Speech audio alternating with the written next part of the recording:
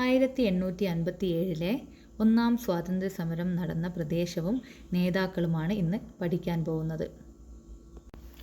ആരയിലും ബീഹാറിലും നേതൃത്വം നൽകിയത് കൻവർ സിംഗ് ആണ്. അത് നമുക്ക് ബീഹാർ കൻവർ രണ്ടിലും എറുണ്ട് അല്ലേ. അപ്പം ബീഹാർ കൻവർ അതങ്ങനെ കണക്ട് ചെയ്ത് വെക്കാം. അതുപോലെ ഡൽഹിയിൽ ഭക്ത് ഖാനും ബഹദൂർ ഷാ രണ്ടാമനുമാണ്.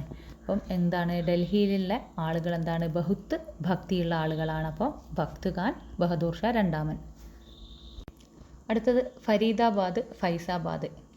ഇവിടെ നേതൃത്വം നൽകിയത് മൗലവി അഹമ്മദുള്ളയാണ്. അപ്പോൾ നമുക്കെങ്ങനെ ഓർമ്മിക്കാം, ഫരീദയുടെയും ഫൈസയുടെയും പിതാവാണ് അഹമ്മദുള്ള. അത് അങ്ങനെ കണക്ട് ആയിക്കോളും.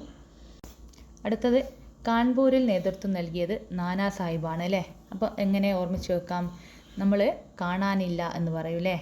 കാണാനില്ലെങ്കിൽ എന്താണ് ചെയ്യുക, നാനാഭാഗത്തും നോക്കും. അപ്പം കാണാനില്ല അല്ലെങ്കിൽ കാണാനില്ല നാനാ സാഹിബ്, കാൺപൂർ നാനാ സാഹിബ്.